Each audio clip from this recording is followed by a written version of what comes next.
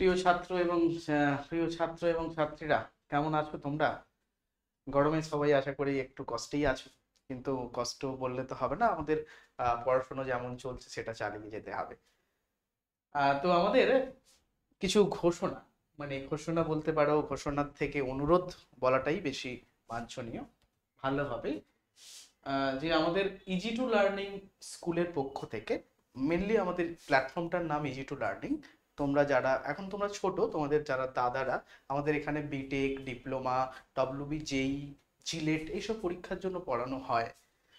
আগামী গত বছর থেকে যখন তোমাদের বোর্ডে সেমিস্টার সিস্টেম চালু হলো, মানে West Bengal government, West Bengal উচ্চশিক্ষা সংসদের পক্ষ থেকে সেমিস্টার সিস্টেম চালু হলো, তখন থেকে আমাদের সেমিস্টার 1, সেমিস্টার 2, যেটা তোমরা ক্লাস 11-এ পড়েছো, তার সম্পূর্ণ ভিডিও কিন্তু আমাদের প্লেলিস্টে আছে। অনেকেই জানো, অনেকে হয়তো জানো না, তাদের জন্য আমরা জানাচ্ছি। তো ওই প্লেলিস্টে গিয়ে তোমরা কিন্তু পুরোনো ভিডিওগুলো দেখতে পারো। কি জন্য?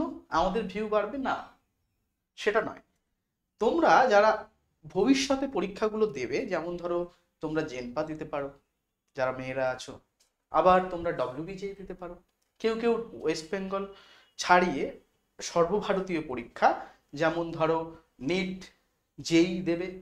তোমরা ভালো করেই জানো সেই পরীক্ষাগুলোতে কিন্তু একটা বড় মাত্রায় 11 থেকে আসে। তো সেগুলো কিন্তু তোমরা কন্টিনিউ ভাবে দেখতে থাকো, সেখানে অনেক প্রবলেম সলভ করা আছে, ডিফিকাল্ট ম্যাথ প্রবলেম করা আছে। তো ফিজিক্স, কেমিস্ট্রি এবং ম্যাথ, এই তিনটে সাবজেক্টে তোমাদের যে ভিডিওগুলো দেওয়া আছে, আজকেও আমি ভিডিও শেষে তোমাদের যে ভিডিওটা যখন আপলোড করা হবে, আমি প্লেলিস্টে, আমাদের যে প্লেলিস্টের লিঙ্কগুলো আমি ডেসক্রিপশন বক্সে শেয়ার করে দেবো, তোমরা সেইগুলো কিন্তু দেখবে। এবং তোমাদের যারা ছোট ছোট ভাইরা, ছোট ভাইরা বা বোনেরা যারা এবছর মাধ্যমিক পরীক্ষায় উত্তীর্ণ হয়েছে, তোমরা কিন্তু তাদেরকেও একটু শেয়ার করো, তাহলে তারাও কিন্তু আমাদের এই প্ল্যাটফর্ম সম্পর্কে জানতে পারবে।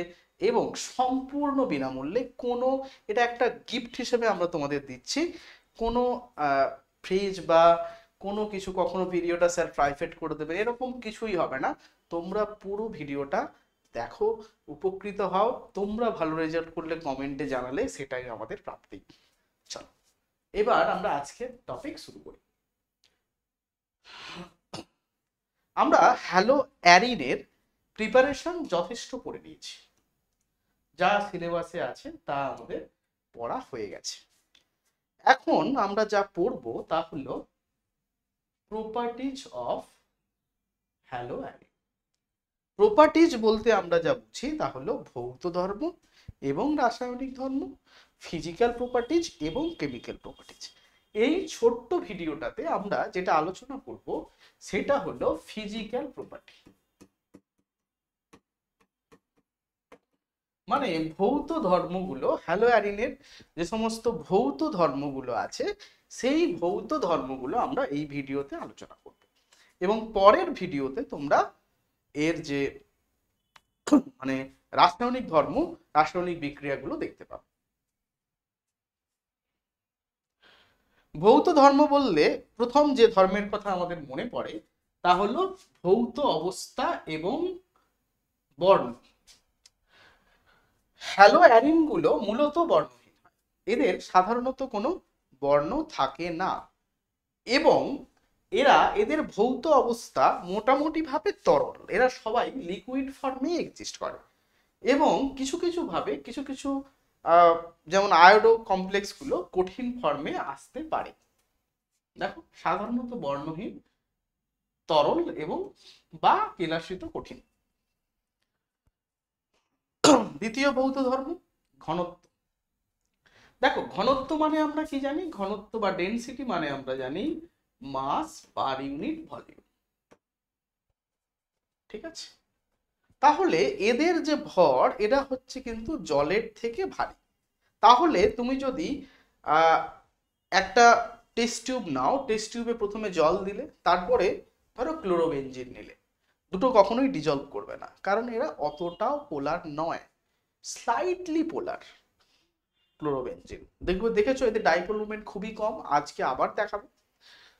তো ডাইপোল মোমেন্ট কম হওয়ার জন্য এদের পোলারিটি খুব কম, পোলারিটি কম হওয়ার জন্য এরা জলে কিন্তু ডিসোসিয়েট করে না, তাই জন্য খুব অল্প মাত্রায় এরা দ্রবীভূত হয় না বললেই চলে, ঠিক আছে, স্পেয়ারিংলি সলিউবল বলতে পারো। তাই জন্য তুমি যখন জলের সঙ্গে বানাবে, যেহেতু এরা জলের সাথে ভারী, টেস্ট টিউবের লেয়ারের নিচে কি থাকবে, ক্লোরোবেনজিন, ওপরে জল, দুটো আলাদা লেয়ার তুমি দেখতে পাবে, ঠিক আছে। এরা জলের থেকে ভারী, এবং যখনই তুমি ফ্লুরোবেনজিন থেকে যাবে, মানে আমরা যদি ফ্লুরো থেকে আয়োডোবেনজিনের দিকে যাই, মাঝে কি আছে, ক্লোরোব্রোমো, পরপর দেখবে সাইজটা বাড়ছে, সাইজটা বাড়ার থেকেও এদের ভর কিন্তু বাড়ছে, যেহেতু ভর বাড়বে তাই জন্য এদের যে ঘনত্ব সেটাও কিন্তু ক্রমবর্ধমান, মানে বাড়তেই থাকবে, ক্রমশ বৃদ্ধি পেতে থাকবে। নেক্সট, দ্রাব্যতা। এই একটু আগেই বললাম এরা জলের সাথে হাইড্রোজেন বন্ড করতে পারে না, প্রথম কথা, কারণ এদের সাথে কোনো হাইড্রোজেন লিঙ্ক নেই, এরা ইলেকট্রোনেগেটিভ, কিন্তু এদের সাথে কোনো লিঙ্ক হাইড্রোজেন তো নেই, তাহলে হাইড্রোজেন বন্ড কি করে করবে।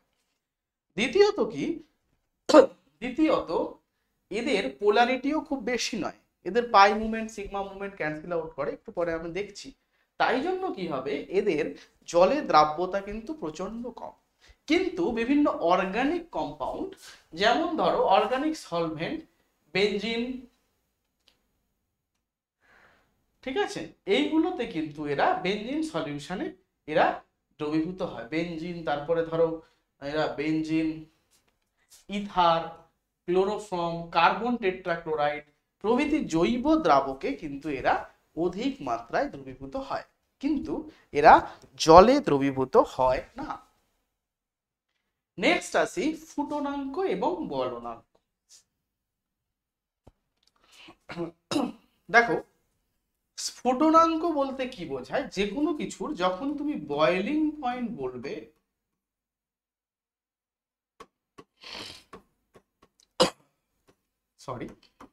বয়েলিং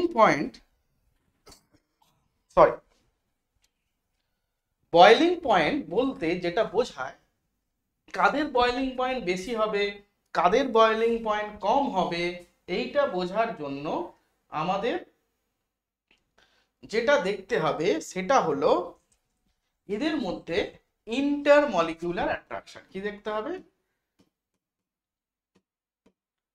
মানে মলিকিউল গুলোর মধ্যে অ্যাট্রাকশন কেমন আছে। ইন্টারমলিকুলার অ্যাট্রাকশন কি কি আছে, number 1 hydrogen bond, clear. Hydrogen বন্ডটাও কি টাইপ না, ইন্টারমলিকুলার হাইড্রোজেন। ইন্ট্রামলিকুলার হাইড্রোজেন বন্ডের কিন্তু বয়েলিং পয়েন্টে কোনো এফেক্ট নেই। যদি হাইড্রোজেন বন্ডটা ইন্টারমলিকুলার হয়, মানে দুটো মলিকিউলের মধ্যে যদি হাইড্রোজেন বন্ড হয়, দুটো, তিনটে, হাজারটা, এদের মধ্যে যদি হাইড্রোজেন বন্ডিং হয়, মানে ইন্টারমলিকুলার হাইড্রোজেন বন্ডিং হয়, তখন কিন্তু বেশি হবে। দ্বিতীয় কি ডাইপোল মুভমেন্ট, দ্বিতীয় কি type of force, intermolecular attraction. দ্বিতীয় হলো তোমার ডাইপোল অ্যাট্রাকশন, যেটাকে আমি বলবো ডিপি বন্ড। এবং লাস্ট যেটা, সেটা হলো ভ্যান ডার ওয়ালস।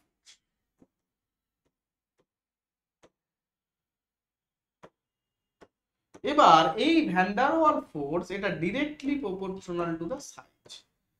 যত বড় সাইজ হবে তত বড় কি হবে, যত বড় সাইজ তত বড় হচ্ছে আমাদের,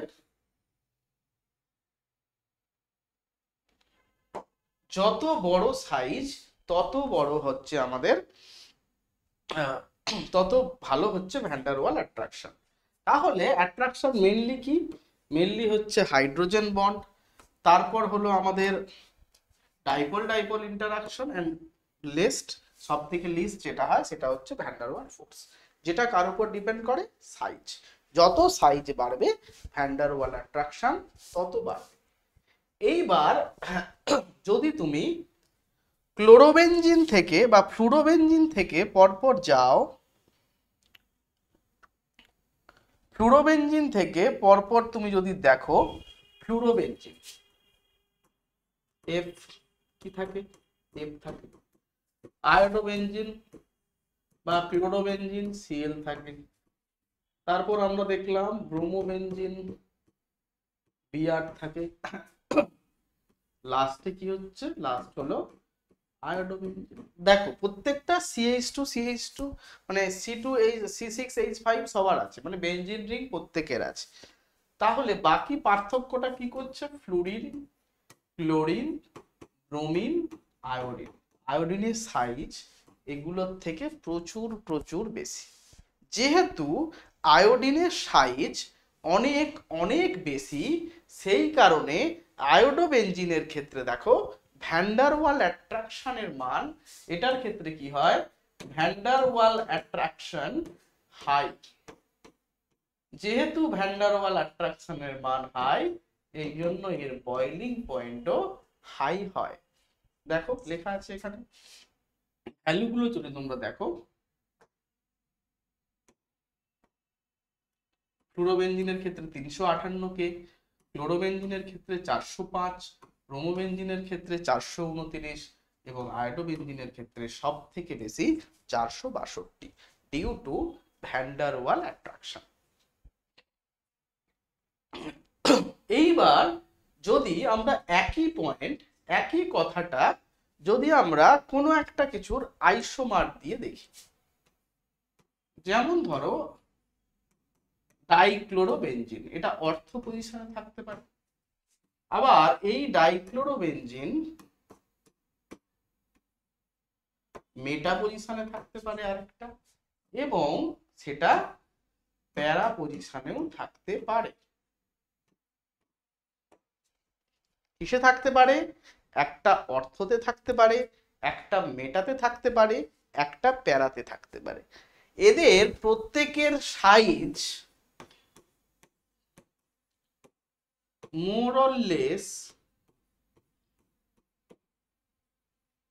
সেম, তাই জন্য এদের বয়লিং পয়েন্ট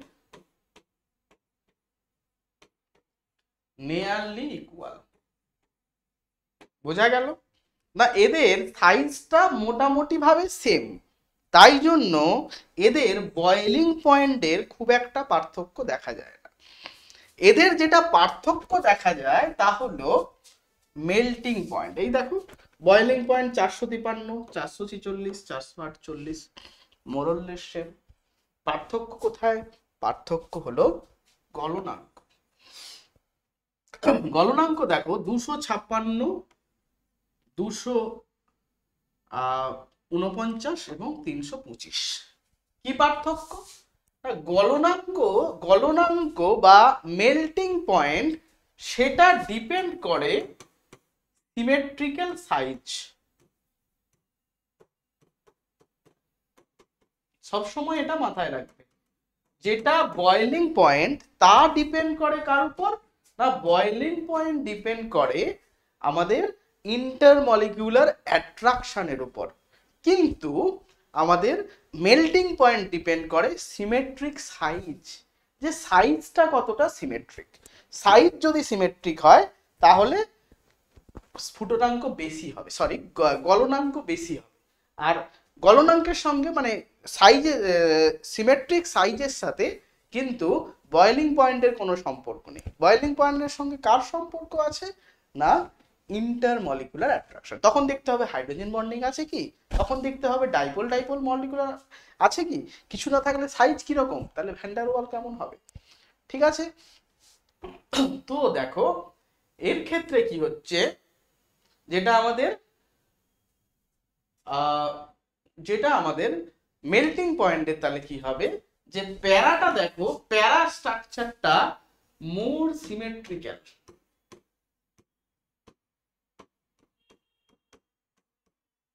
তাই জন্য বয়লিং পয়েন্ট, সরি বয়লিং নয়, মেল্টিং পয়েন্ট হায়ার। ক্লিয়ার, এটুকু মাথায় রাখবে, এটা কিন্তু প্রচুর বার এমসিকিউতে কোশ্চেন এসেছে। তাহলে এটা যদি তোমাদের আরেকবার আমি জিস্ট বলি, যে বয়েলিং পয়েন্ট তা ডিপেন্ড করে বা নির্ভর করে কার উপর? বয়েলিং পয়েন্ট নির্ভর করে তার ইন্টারমলিকিউলার অ্যাট্রাকশনের উপর। কোন কোন ইন্টারমলিকুলার ফোর্স আছে দেখো, আমরা ছকের মাধ্যমে দেখিয়েছি। Hydrogen bond, dipole dipole interaction, van der Waals size. সব থেকে বেশি এফেক্টিভ কি? Hydrogen bond. কি ধরনের hydrogen bond? Intermolecular hydrogen bond. যদি মলিকিউলের মধ্যে পসিবল ইন্টারমলিকুলার হাইড্রোজেন বন্ড থাকে তাহলে তাদের বয়েলিং পয়েন্ট অনেক বেশি হবে। কিন্তু মেল্টিং পয়েন্ট ওই, হ্যাঁ, আরেক ধরনের অ্যাট্রাকশন যেটা ছিল ভ্যান ডার ওয়াল অ্যাট্রাকশন, সেটা সাইজ। যার যত সাইজ বেশি হবে তত বেশি হবে ভ্যান ডার ওয়াল ফোর্স, তত বয়েলিং পয়েন্ট বেশি হবে। আয়োডোবেনজিনের সাইজ ফ্লুরোবেনজিনের থেকে অনেক বড়, তাই জন্য ফ্লুরোবেনজিনের ক্ষেত্রে ভ্যান ডার ওয়াল ফোর্সটা কম, আয়োডোবেনজিনের ক্ষেত্রে ভ্যান ডার ওয়াল ফোর্সটা বেশি। যেহেতু আয়োডোবেনজিনের ক্ষেত্রে intermolecular attraction, that is van der Waal attraction বেশি, তাই জন্য বয়েলিং পয়েন্ট বেশি। কোনো অসুবিধা নেই। এদের প্রত্যেকের সাইজ সিমেট্রিক্যাল, তাই জন্য এদের মেল্টিং পয়েন্ট আর সেরকম ভাবে দেওয়া নেই, একই রকম, প্রায় কাছাকাছি 1-2 degree difference.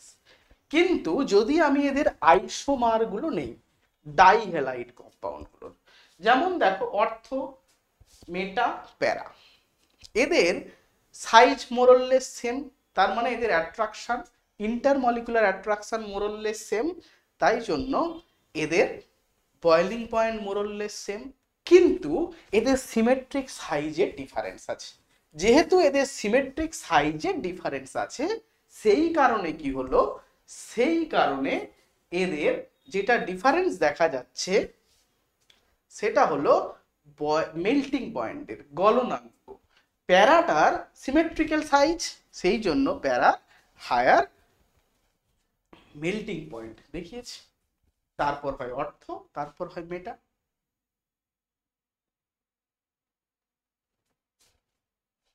Last point, last ভৌত ধর্ম তোমাদের দেখতে হবে, তা হলো ডাইপোল মোমেন্ট।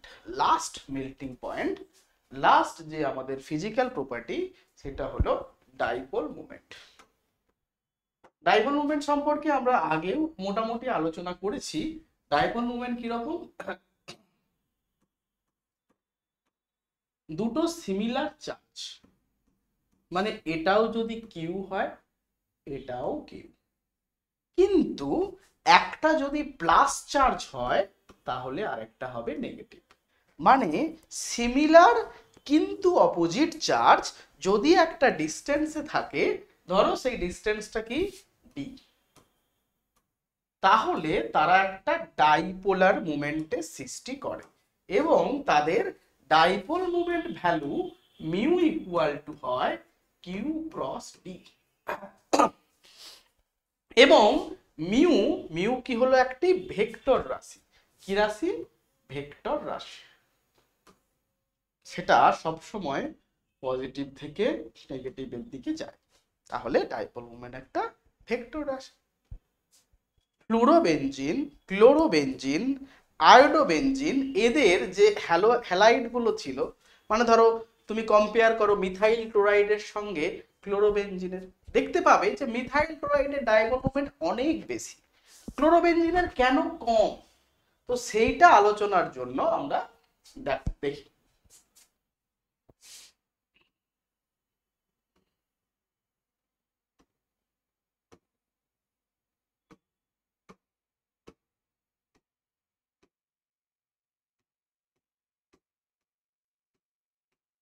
এটা হলো কি? এটা হলো ক্লোরোবেনজিন। এবার তোমরা অবশ্যই জানো বা অবশ্যই তোমরা বলতে পারবে ক্লোরিন অপেক্ষা কার্বনের ইলেকট্রোনেগেটিভিটি কম, তাহলে এখানে কি হচ্ছে? ডেল্টা নেগেটিভ, এটা অবশ্যই ডেল্টা পজিটিভ, তাহলে এক্ষেত্রে একটা সিগমা মুভমেন্ট কাজ করছে, এটাকে আমরা বলবো সিগমা মুভমেন্ট বা সিগমা ডাইপোল মুভমেন্ট, মানে সিগমা বন্ডের কারণে যে ডাইপোল মুভমেন্ট সৃষ্টি হচ্ছে। এবার এই ক্লোরোবেনজিনের আমরা যদি রেজোনেটিং স্ট্রাকচার দেখি, আমি একটা রেজোনেটিং স্ট্রাকচার আনবো, কারণ আমরা অনেক রেজোনেটিং স্ট্রাকচার আগে যথারীতি দেখেছি। দেখো এটা করতে পারি। আচ্ছা দুটো এঁকে দেখাচ্ছি তোমাদের, চল। চারটে হয়, আমি একটা বলেছিলাম, দুটো করে দেখো। দেখো Cl প্লাস মাইনাস, আবার কি হবে, এই পাই বন্ডটা এখানে আসবে, লোন পেয়ারটা এখানে ডবল বন্ড, তাহলে কি হচ্ছে দেখো,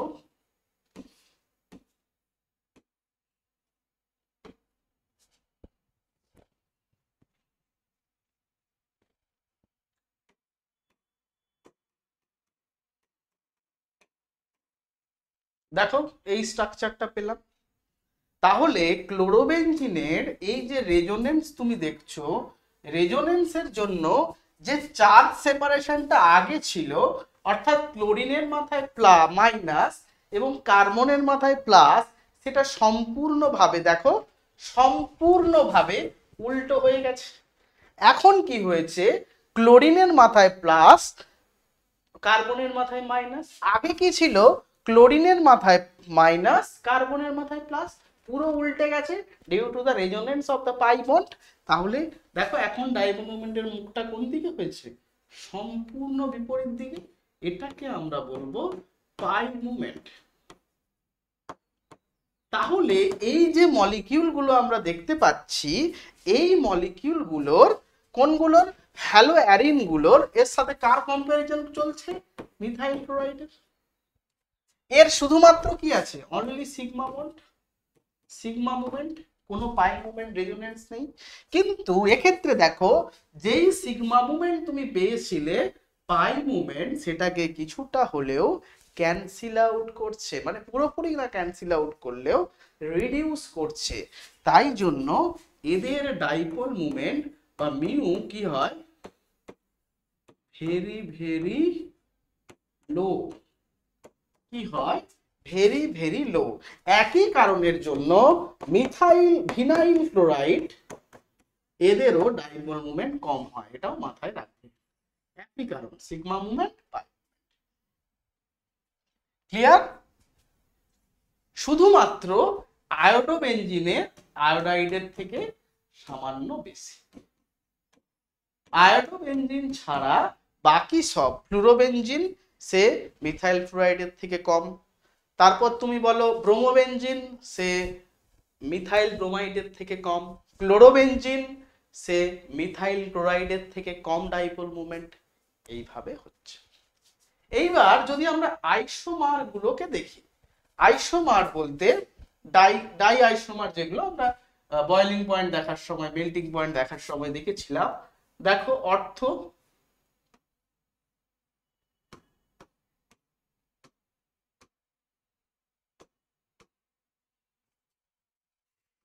অর্থ, তারপরে দেখো মেটা, তারপরে দেখো প্যারা, CL CL. Clear? CL CL CL. হ্যাঁ, এখানে পাই বন্ড দিতে ভুলে গেছি। আমি জানি তোমরা যদি আমার সঙ্গে লাইভে থাকতে, এটা চিৎকার করে বলতে, স্যার পাই বন্ড দিতে ভুলে গেছে। আমরা প্রথমেই আলোচনা করেছি, এগুলো কি হয়, ডাইপোল মুভমেন্ট একটা ভেক্টর কোয়ান্টিটি। এইগুলো শুধু মান আছে তা নয়, এইগুলোর অভিমুখও আছে। তাহলে এটার ক্ষেত্রে যদি দেখো, এর অভিমুখটা কোন দিকে, এই বন্ডটার জন্য দেখো এই দিকে, আর এটার জন্য দেখো এই দিকে। এবং এই দুটোর মধ্যে, দুটো যে ভেক্টর, তাদের মধ্যে একটা অ্যাঙ্গেল আছে। দেখো সেই অ্যাঙ্গেলটা কত হচ্ছে, 60 ডিগ্রি। আবার তোমরা যদি মেটাটার দিকে দেখো, মেটার ক্ষেত্রে দেখো এটা কোন দিকে কাজ করছে, এই দিকে, এবং আরেকটা কাজ করছে এই দিকে। তাহলে এদের মধ্যেও একটা অ্যাঙ্গেল আছে, কত ডিগ্রি অ্যাঙ্গেল,